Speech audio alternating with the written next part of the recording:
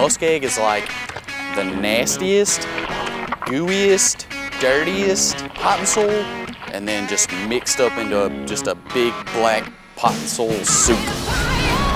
And it just gets everywhere. We're driving halfway across the earth to do stuff we do every weekend. 100% it's turning out good. Never been to Canada. It was definitely gonna be out there in the middle of nowhere. I'm going out there to show up, show out. That's how we roll. Ostacruiser is the Canadian equivalent of S3. This dude's out of control. And at any moment, things can go south. I feel like it's a good combination.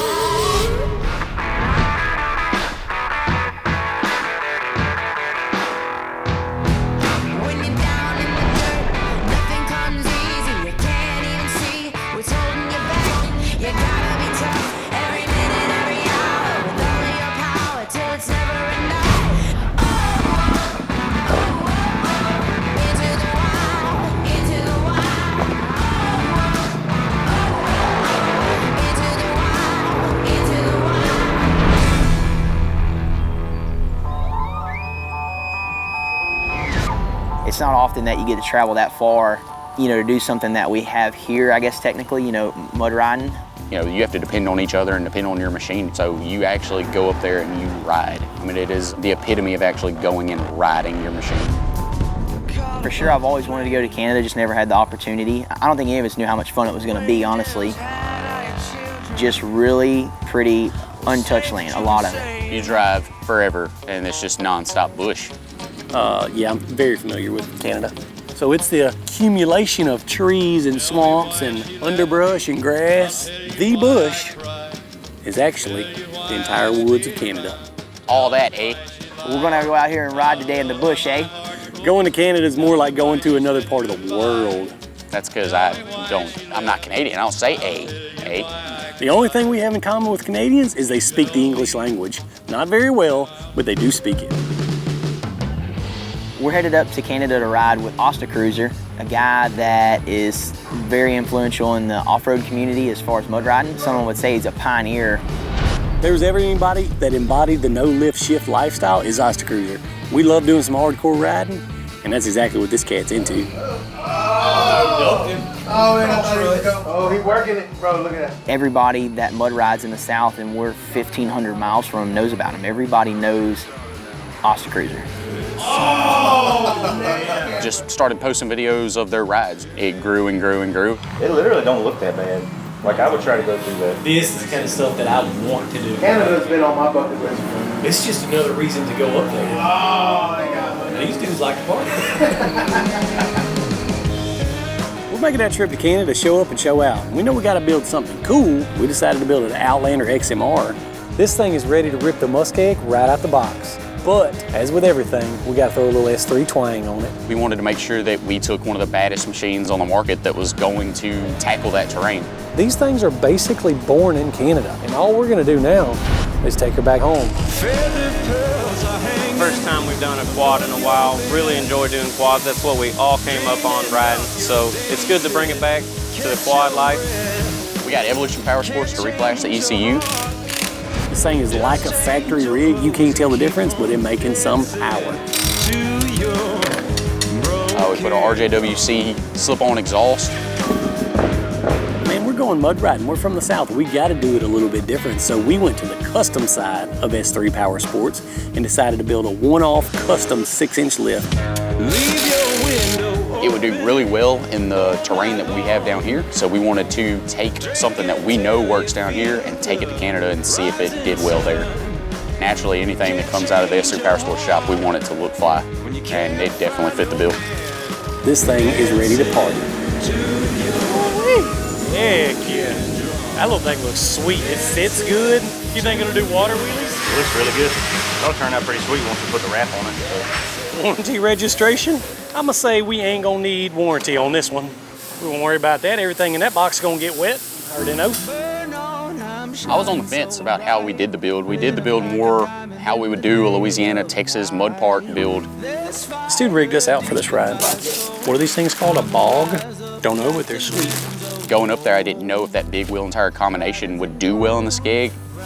Dang, bro! He sent us waders with our names on them. I didn't know what we needed to take for Canada and Muskeg riding. Justin Waller over Gator Waders, he got us. He knew what we needed, and it's hooked up. We're taking a big risk by building this thing in shop down in the south and then trucking it halfway across the country to completely different terrain that we're not really familiar with. Got a 3-day drive to somewhere in Canada, so it's a long haul. So we'll try to get out of here early in the week. We made such a big push in the UTV market. Everything we do is side by side, so to jump over in the ATV stuff gets you a little bit nervous, you know? You're stepping outside your normal comfort zone and what you're used to. Man, I love a challenge, and I love going into the unknown. But at the end of the day, you have to hope the risk is worth the reward. You never know what you're going to get into. You know, that's their turf. It's just a matter of getting your feet wet the first time. So.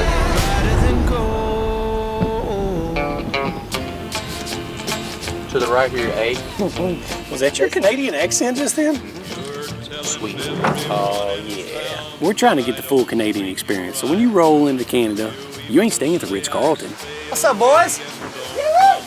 Yeah. You ain't staying in the Holiday Inn Express, okay? You staying in a log cabin in a trapper shack. Ooh-wee. Daddy's home. It just feels good here. We hit the jackpot, boy. We ended up with the Taj Mahal. Oh, yeah, they got marshmallows. Deck/porch. No, it's a bear viewing deck for when we put food out tonight. Yeah, generally speaking, see if you could attract, you know, a wilderness creature in, like a bear. First order of business when you're at a camp is you gotta have a fire. And there was a ton of unsplit wood. We're in Canada. Winter's coming, boys. Or wolf, Sasquatch, whatever will come. Just doing what men do on camping trips, y'all. Do we need to go find a thrift shop and get like some flannel and stuff? There's one thing that I know about keeping alive. Gotta stay warm. Well, we got wood to chop, man. I've got all this to get done today. I got wood to chop, y'all. Southern ground. Okay. Before we got there, they put us all in a group text and kind of talking back and forth, and some of the guys are saying we wouldn't be able to ride. You know, it's always kind of a fire back, like, you guys' riding's tough, but we're harder on parts. Just a little friendly back and forth. You know our group. We're all for a little bit of friendly competition. All we gotta do is literally fuel these things up, crank them up, go to the rev limiter, and warm them up. We're ready to hit the trails. Right now we're going over to meet Ostacruiser, and so I have no idea what to expect. That was kind of a weird thing. We didn't know what to call him. YouTube, his name's Ostacruiser, but we knew him as David.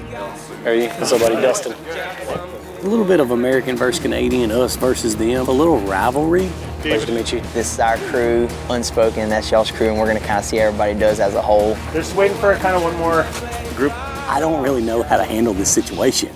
Well, you got something we can play with while we're here? I saw a remote control truck over there. And immediately, within the first 10 minutes, it was like the toy show. She's ready for you guys. I got her tuned up. What kind of clutch kit that thing got? Come on, baby. It's got the 2-stroke direct injected motor. Oh my God. There's a whole bunch of wild boys that like to have a whole bunch of wild fun. We're gonna come from the road, get the jump here and land here. I feel like it's a good combination. I know what to do. It just feels good.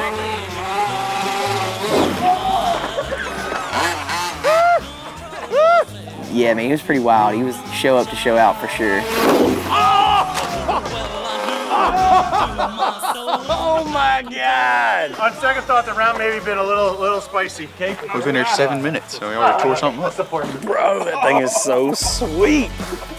Thought we were wild, but when we pulled up, they were like ready to match the wildness. So it has potential to be a really wild couple days.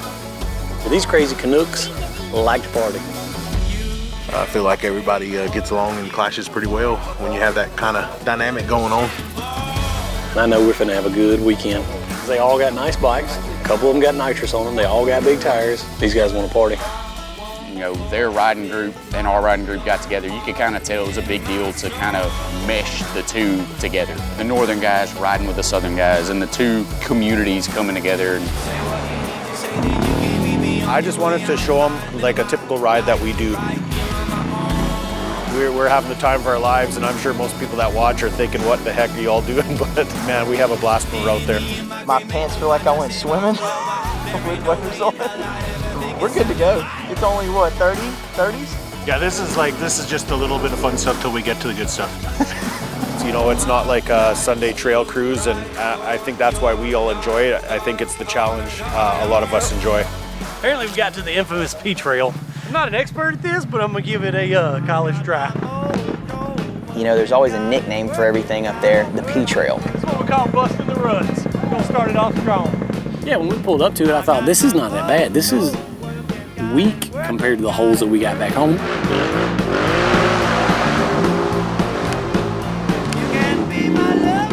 Nothing to this. We got this. There's an emphasis on trail, because that's not what it was. This was a hole in the earth. A bottomless pit in the middle of the woods is what this was. It was literally the edge of what I would call a lake. Watch Logan. He's not super experienced in this kind of stuff. You ought to put him on. That's wild. This is no trail. This is trail ends, giant pipe and soil soup starts. And just, it's literally see who wants to work the hardest and the longest to not get any further than the last guy. And that's it.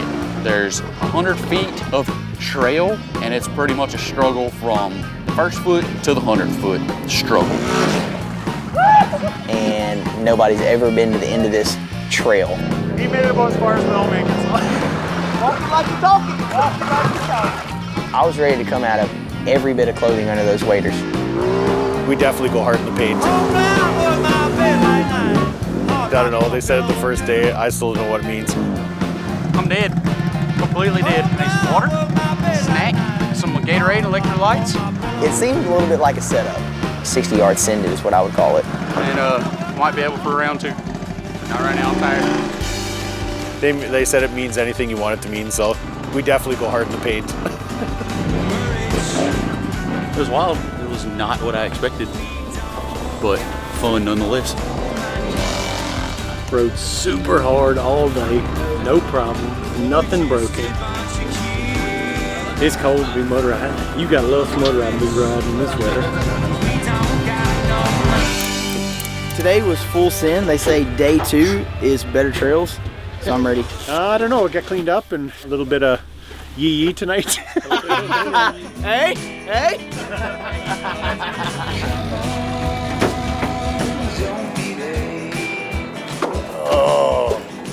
We coming to a little local hotspot apparently, trying to do some food challenges or something. I don't know what's going on. We didn't know, but Dave had an exciting night in store for us. Are we gonna do burgers or wings?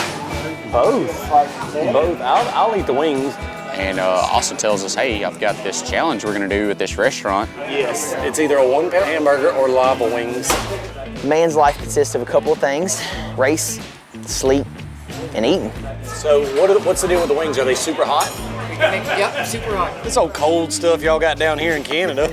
We're from Louisiana, you know? We come from the land of food seasoning. 1-pound hamburger, 1-pound hamburger, 1-pound hamburger, and hot wings.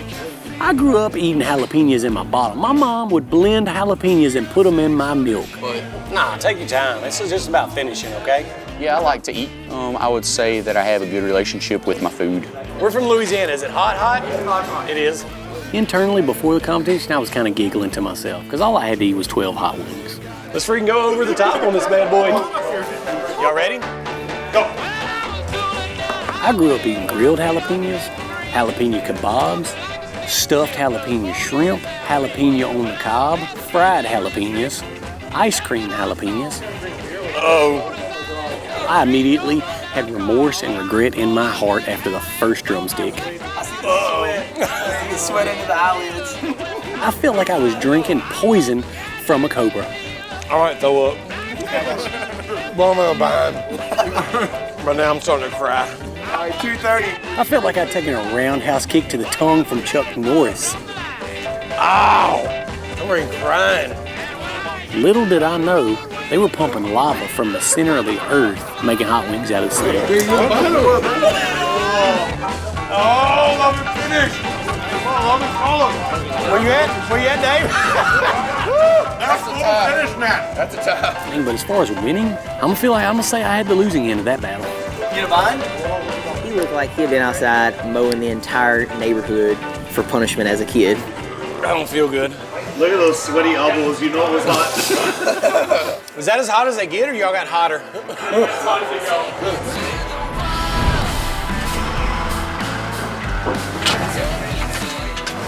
don't want to be in nobody's way. I don't like closing doors.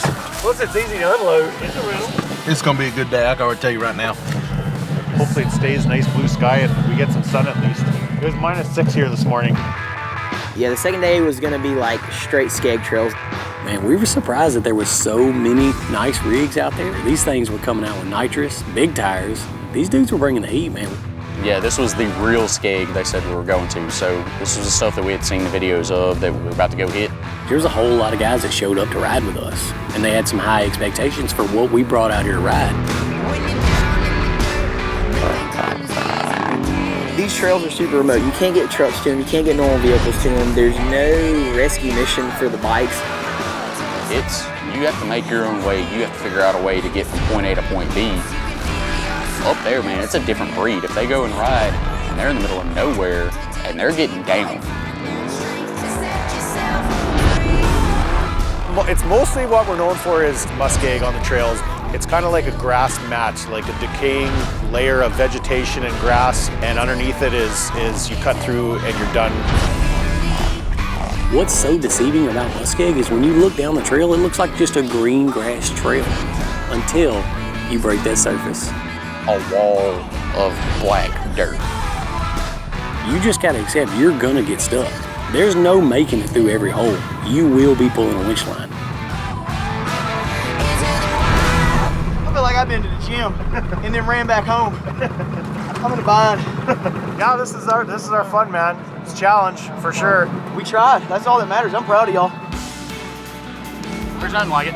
It's rough. Make you work out. Make you tired. There is a little technique that we're starting to learn as the day goes on how to keep it on top of the skeg and not just lay it down every time. But it gets so dang fun to run wide open throttle, you can't help yourself. You just want to pin it down. I'm gonna ride her till she lays down, then I'll walk her out. It's definitely an adventure. To go out there in the middle of absolute nowhere is just the coolest thing, and it's every time you go out, I mean, you just got to be prepared for the unknown. I mean, it's a win-win. There's nothing like it that we've ever ridden in, period. You have to bring tools, you have to bring parts, you have to bring food, water, whatever you need. We've been doing mud builds for a long time, but to take them up to Canada to Muskeg, completely different type of riding. I couldn't be happier with how this little Outlander turned out. You'll never know what these dudes do up here until you actually get to go do it, and it's a newfound respect for sure. It's what makes me love the sport, man. It's guys that love what we do the same thing halfway across the country. And so it was an experience that I'll never forget. So at least the snow is fluffy. It's like it's not stuck yet. It's like, looks like cotton balls or something. All the riders left? Yeah. Osta said no ripping today.